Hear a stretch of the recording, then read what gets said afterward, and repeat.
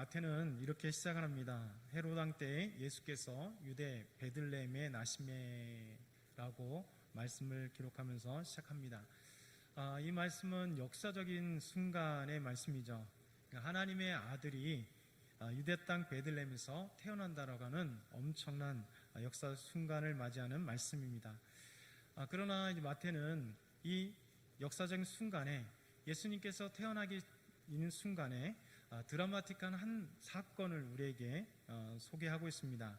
그것은 첫 번째, 동방으로부터 박사들이 예루살렘에 찾아왔다라고 하는 사건입니다. 우리 2장 1절에 보면 이렇게 말씀합니다. 우리 한번 같이 2장 1절 함께 봉독합니다. 헤롯 왕 때에 예수께서 유대 베들레헴에서 나시매 동방으로부터 박사들이 예루살렘에 이르러 말하되. 오늘 말씀해 보니까 동방에서부터 박사들이 예루살렘에 왔습니다. 여러분, 동방이 어디일까요? 동방이 어디일까? 동방에서부터 박사들이 왔다고 하는데 동방이 어디일까? 많은 학자들은 두 가지를 얘기합니다. 첫 번째는 동방은 학자들에 따라 많이 다르지만 페르시아나 바벨론 또 메데 동쪽에 위치한 어떤 모든 곳에 그것을 동쪽에서 왔다, 동방에서 왔다라고 합니다. 그래서 페르시아가 될 수 있고 바벨론이 될 수 있고 메데 또 동쪽에 위치한 지역. 그러니까 예수님 당시에는 바벨론은 없습니다. 또 페르시아도 없죠. 그러나 지금의 이란, 이라크 지역들을 예조부터 바벨론 또 페르시아, 메데 지역이었기 때문에 그 지역에 위치한 곳, 또 동방이 그 어떤 곳이 아닐까라고 하는 학자들의 말이 있습니다. 두 번째는요, 문화가 발달한 이집트나 또 인도, 그리스 등이 아닐까 이렇게 생각합니다. 어찌됐든 간 정확하게 동방이 어디인지는 모릅니다. 그러나 동방에서 대부분의 많은 사람들이 페르시아 지역이라고 하는 지금의 이란이나 이라크 정도에 되는 유대에서 볼 때 동쪽에 위치한 그 어떤 곳에서 박사들이 왔다라고 생각합니다. 그러면 우리는 또 한번 질문해야 됩니다. 그러면 동방에서 박사들이 왔는데 이 박사들은 누구인가 하는 것이죠. 동방은 분명히 하여튼 동쪽에 있는 그 어떤 나라라고 생각할 수 있는데 박사들은 뭔가? 이 박사들은 마귀라고 불립니다. 그래서 학자들은 세 가지 이야기를 합니다. 그 첫 번째는 박사들이 누군가? 메데나 페르시아, 바벨론 등지에서 꿈을 해석하는 신통력을 지닌 제사장이 아닐까 이렇게 추측을 합니다. 두 번째는 바벨론의 모든 박수, 또 술객, 갈대아의 술사, 점쟁이로 다니엘같이 어른으로서 높임을 받던 자들. 그러니까 단순하게 점쟁이가 아닙니다. 고대에는 이 점쟁이들, 점을 보거나 술사를 하는 사람들은 사회적으로 많이 이렇게 존경을 받는 어른이면서 또 점을 보거나 꿈을 해석하거나 하는 사람들이었습니다. 세 번째는 천문을 관측하는 자, 또 별을 보면서 점을 보는 그런 점성술사가 아닐까라고 하는 말씀입니다. 오늘 본문에도 말씀해 보면 그것을 충분히 이해할 수 있겠죠. 어쨌든 간에 먼 동방에서 예루살렘에 도착한 박사들은 유대의 왕이 태어날 것을 알았습니다. 그리고 유대 땅까지 온 것이죠. 그러면서 사람에게 물어보고 결국은 그 당시에 유대를 다스리고 있었던 헤롯 대왕의 궁까지 찾아들게 되었습니다. 그리고 헤롯에게 그들은 말하죠. 2장 2절 한번 같이 보겠습니다. 크게 한번 읽겠습니다. 유대인의 왕으로 나시니가 어디 계시냐? 우리가 동방에서 그의 별을 보고 그에게 경배하러 왔노라 하니. 박사들이 점성술사라고 추측할 수 있는 이유가 이 말씀 때문입니다. 우리가 동방에서부터 그의 별을 보고 왔다. 유대인의 왕으로 나시니가 어딨느냐? 곧 그들이 보았던 별이 왕의 별, 왕의 탄생별이라 생각할 수 있는 것이죠.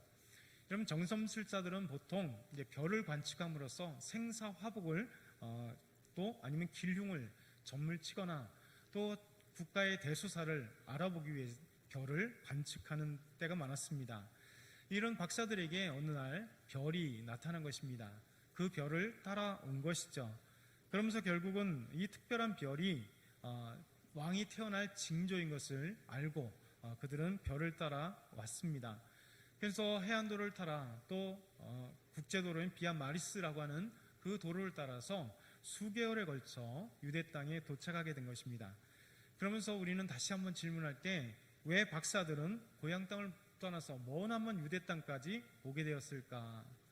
그 별이 그냥 페르시아 지역이나 동방 지역에 나타나는 그 왕의 별이 아닐까라고 생각한다면 자기들의 나라의 왕에게 찾아가면 되는데 왜 이 사람들은, 이 박사들은 그 별을 따라서 유대 땅까지 오게 되었는가라는 것이죠.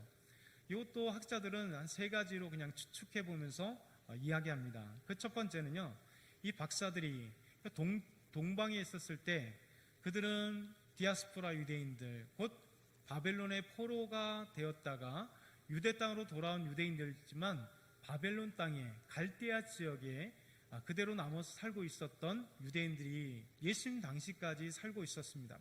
많은 유대인들이 그곳에 살고 있었습니다. 그래서 예루살렘, 유대 땅 아닌 이집트나 또 아니면 터키 지역이나 아니면 이 동방에 살고 있는 바벨론 지역에 살고 있었던 그 유대인들을 디아스포라 유대인들, 그러니까 흩어져 있는 유대인들이라 이렇게 얘기를 했습니다. 그래서 이 박사들은 아마도 동방 땅에 남아 있었던 디아스포라 유대인들, 그 유대인들이 기대하는, 곧 메시아를 기대하는 그 이야기들을 들었을 가능성이 있습니다. 그래서 마지막에 별이 태어났고 이 별은 왕이 태어날 징조의 별이었고 그들은 유대인들이 들었던 그 메시아의 탄생별이 아닐까 하고 그들은 유대까지 왔을 가능성이 있다는 것이죠.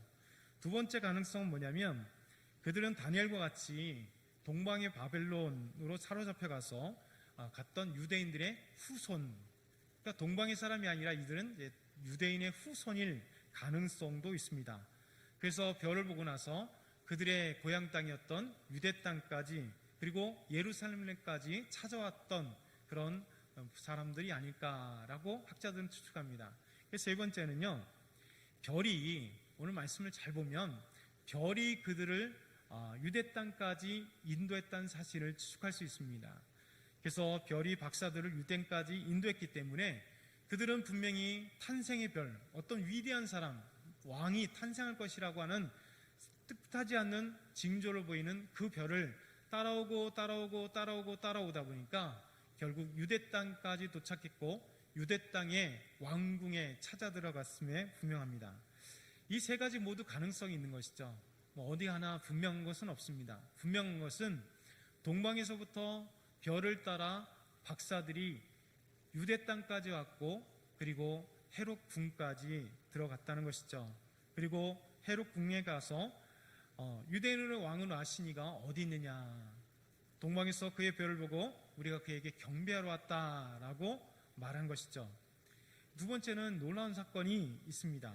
박사들 때문에 헤롯과 온 예루살렘은 큰 소동이 일어났다 이렇게 얘기합니다. 우리 한번 마태복음 2장 3절, 우리 한번 같이 2장 3절 같이 읽어보겠습니다. 띄워주시죠. 마태복음 2장 3절. 없으면 같이 성경을 보면서 나옵니다. 시작. 헤롯 왕과 온 예루살렘이 듣고 소동한지라. 여러분, 엄청난 소식 아닐까요? 저 멀리 동방에서부터 박사들이 찾아왔습니다. 그리고 유대인의 왕으로 나시니가 어디 계시냐, 우리가 그의 별을 따라왔는데 우리가 그에게 경배하러 왔다 하는 소식, 엄청난 소식 아닙니까? 기쁨의 소식입니다. 왕궁에 새로운 왕자가 태어났다라고 하는 이 놀라운 기쁨의 소식입니다. 근데 오늘 말씀 보니까 뭐라고 얘기하냐면 헤롯과 온 예루살렘이 큰 소동이 일어났다는 겁니다. 엄청난 사건이 벌어진 겁니다. 엄청난 큰 충격의 사건이 벌어졌다는 얘기입니다. 어떻게 이렇게 좋은 소식이, 왕이 태어날 왕자의 소식이 헤롯과 온 예루살렘에 큰 충격을 안겨다 줬을까라는 거예요. 여러분, 이것은 약간의 신학적 해석이 필요합니다. 역사적 사건을 좀 생각해 봐야 됩니다. 이 말씀을 이해하기 위해서는요, 헤롯이 누구인가, 예수님이 태어날 때 유대를 다스렸던 헤롯 대왕이 누구인가를 알면 왜 예루살렘과 헤롯이 큰 소동이 일어나는 엄청난 큰 충격의 사건이었는가를 알 수 있는 것입니다. 헤롯의 삶을 보면 왜 이렇게 큰 충격이 일어나는지를 우리는 이해할 수 있습니다. 한번 잠깐 헤롯의 그 가계사를 한번 보면서 헤롯이 누군가를 계속해서 보겠습니다. 헤롯은 원래 유대인이 아닙니다. 헤롯은 이두메인이었습니다. 이 이두메인들은요, 지금 브에시에바 근처에 살고 있었어요.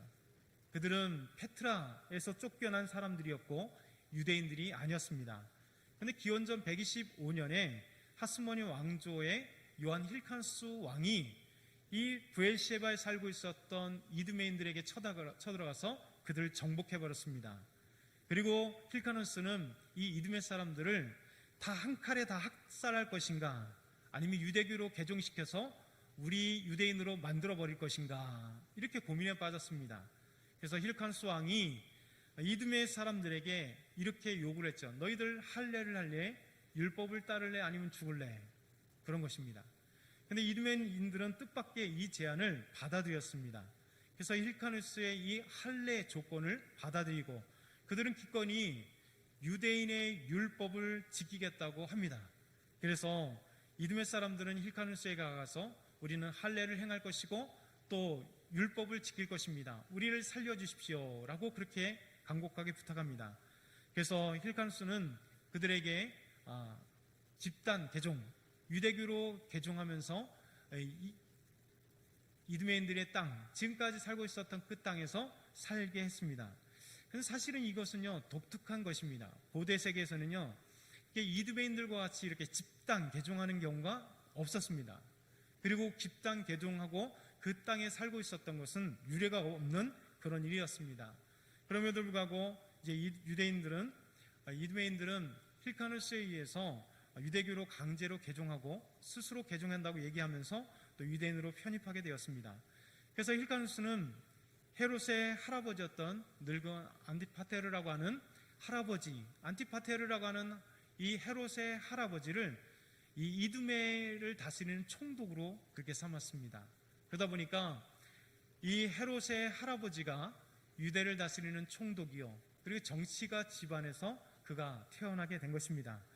그러면서 그는 정치가 집안에서 태어나면서 두 가지 정체성을 가지게 됐습니다. 그 첫 번째는 문화적으로는 그리스인이었습니다. 그리스인. 그래서 헤롯의 주 언어는, 그러니까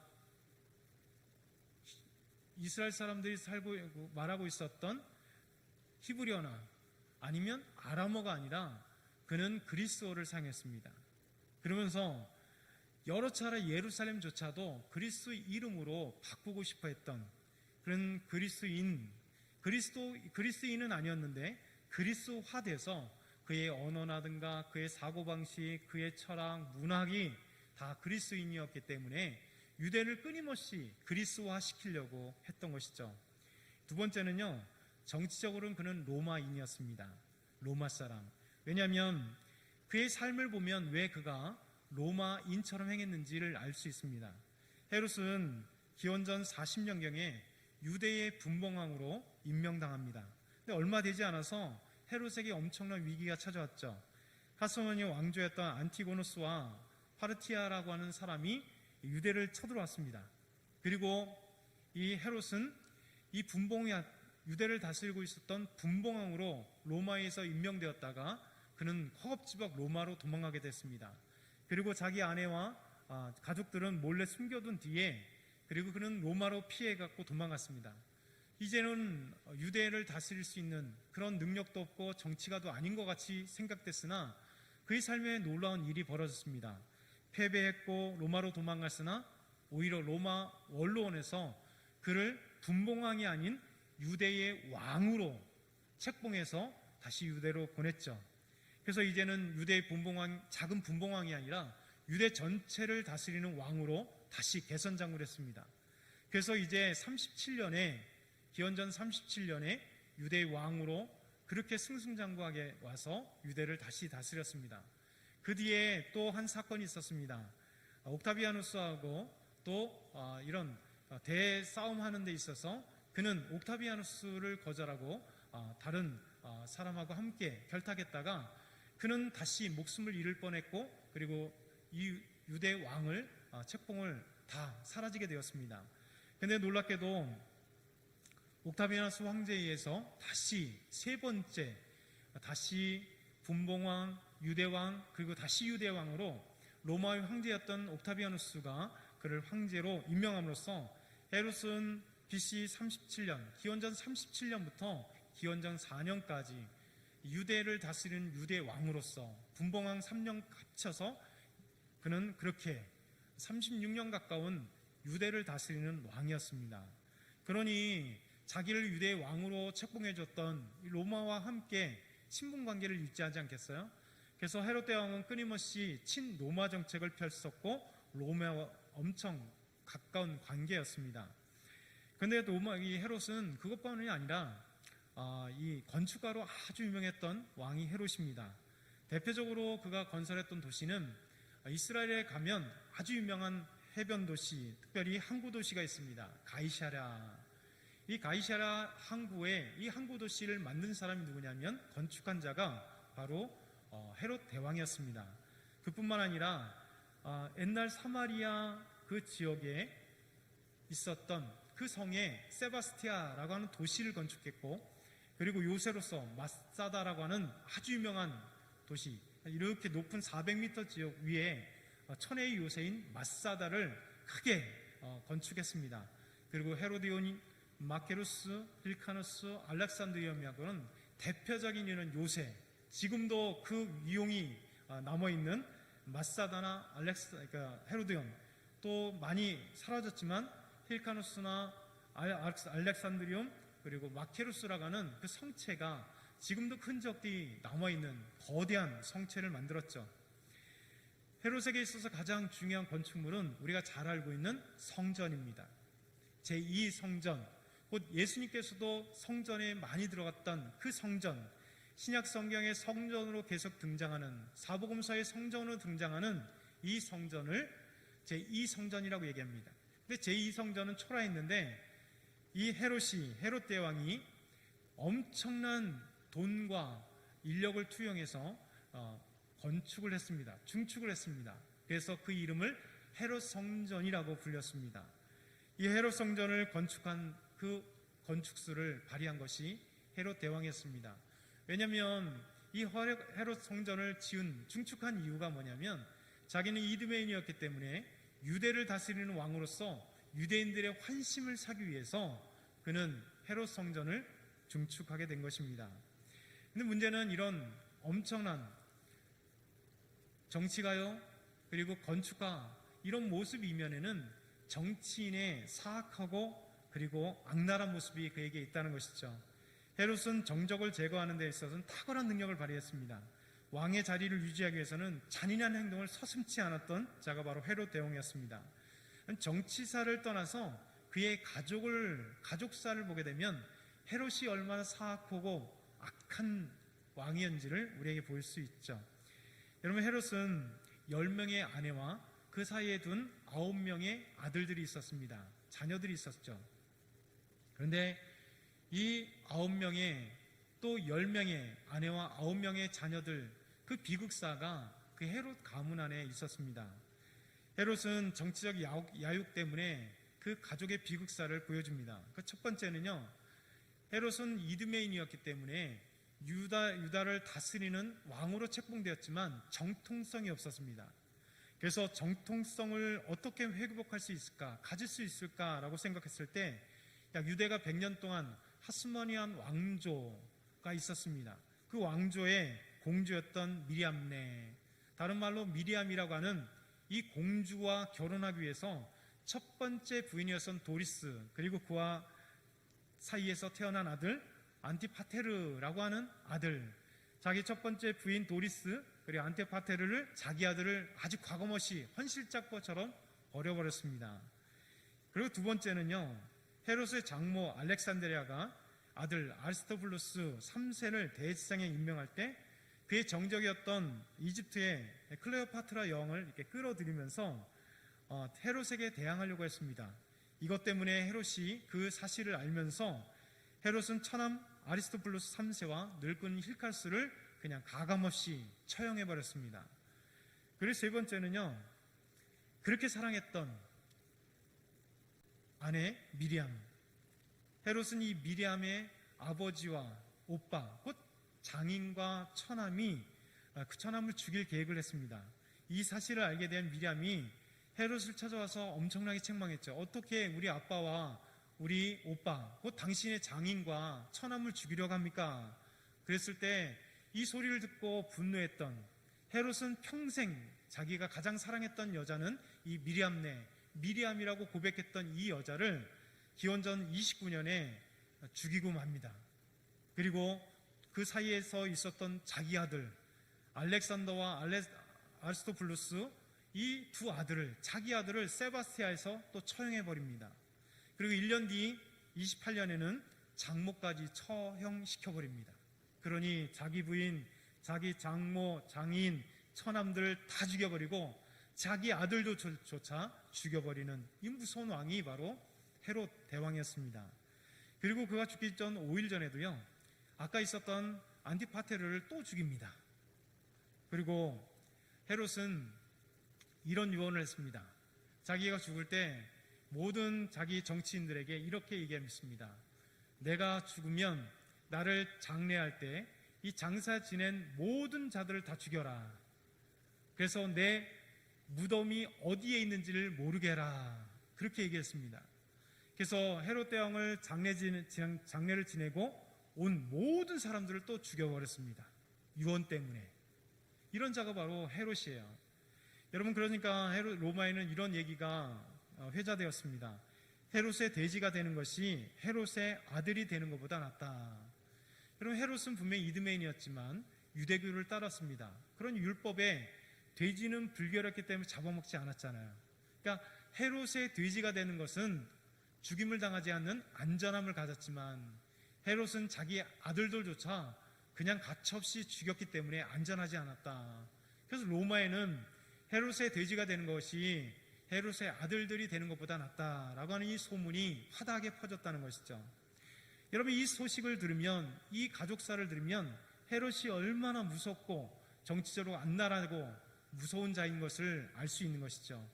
그러니 여러분, 지금 헤롯궁에 와서 박사들이 유대인의 왕으로 나신 이가 어디 계시뇨? 우리가 그에게 경배하러 왔다 하니까 헤롯도 엄청난 분노가 있었던 것이고, 헤롯이 누군지를 알았던 예루살렘도 엄청난 소동이 일어나게 된 것입니다.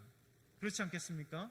헤롯이 누군데 자기 부인과 장인 장모를 다 죽이고 자기 자식들까지 다 죽였던 자인데, 아니 유대인으로 왕으로 태어난다면 헤롯의 아들일 텐데, 헤롯은 자기 왕위를 이어간다면, 유지한다면 그 어떤 자도 다 죽이는 자인데 어떻게 헤롯의 아들이 있을 수 있을까? 라고 하는 소식이 전해지면 엄청난 이런 소동이 일어나게 된 것이죠. 여러분, 이 헤롯의 가문, 특별히 헤롯을 알게 되면 이 말씀이 마태복음 2장 3절이 충분히 이해될 수 있는 것이죠. 세 번째는요, 헤롯은 그리스도가 태어날 것을 알고 있었습니다. 여러분, 헤롯은 박사들의 말을 들었죠. 그러면서 헤롯은 마태복음 2장 4절에 이렇게 말씀합니다. 같이 한번 마태복음 2장 4절 읽어보겠습니다. 백성의 서기관들을 모아 그리스도가 어디서 나겠느냐 물으니. 이런 박사들의 소식을 듣고 난 다음에 유대인들의 왕으로 나신 이가 어디 있느냐라는 소식을 듣고 난 뒤에 누구를 불렀다고요? 대제사장들, 모든 대제사장들과 백성의 서기관들을 불렀습니다. 그리고 헤롯이 그들에게 물어야 될 것은 유대인의 왕으로 나신 이가 어디서 태어나겠니? 이렇게 물어야 되는데, 놀랍게도 오늘 말씀 보니까 유대인의 왕으로 나신 이는 박사들이 물어봤고, 그 물음에 대해서 모든 대제사장과 서기관들에게 이렇게 질문합니다. 그리스도가 어디서 나겠느냐? 여러분, 놀랍지 않습니까? 여러분, 헤롯은 유대인이 아니라고 했습니다. 이두메인이라고 했습니다. 그럼에도 불구하고 이두메인이었던 이 헤롯 대왕이 유대인의 왕으로 나실 리가 그리스도라는 사실을 알고 있었습니다. 여러분, 그것이 어떻게 가능했을까요? 아마도 헤롯은 지금 유대인의 왕이었기 때문에 자기가 지배하고 다스리고 있는 유대인들의 대망을 알고 있었습니다.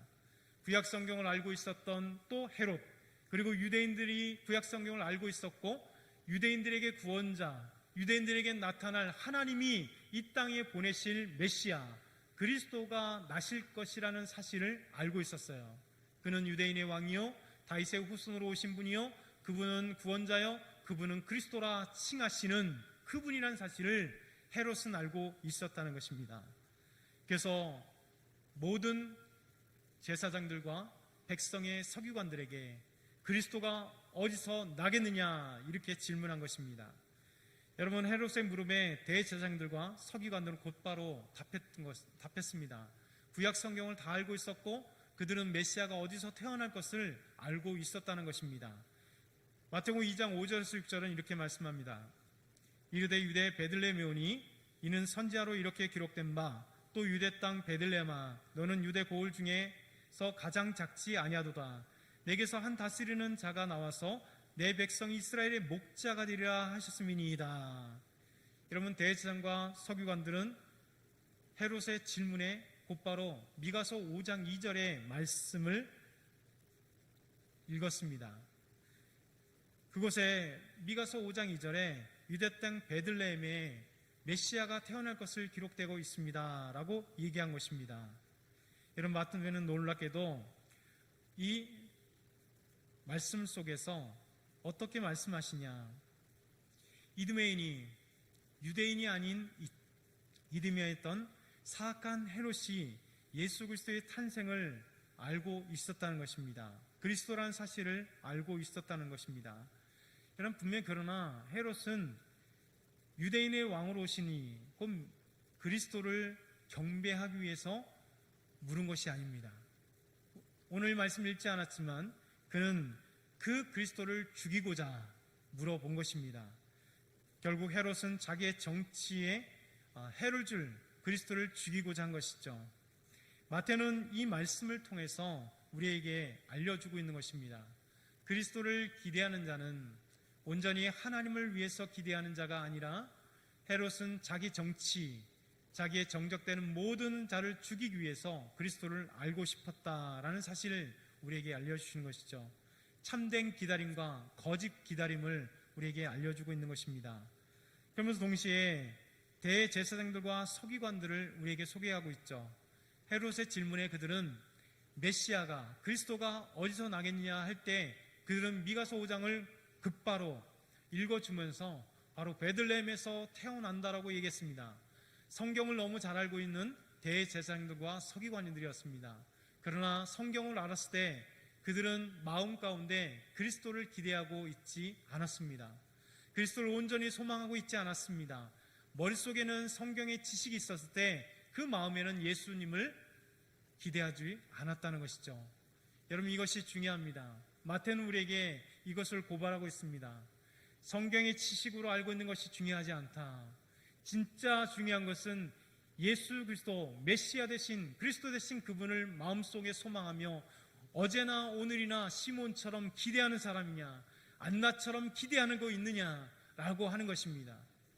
우리 하나님은 이 말씀 속에, 이 사건 속에 우리에게 놀라운 말씀을 기대하며 우리에게 전해주고 있는 것입니다.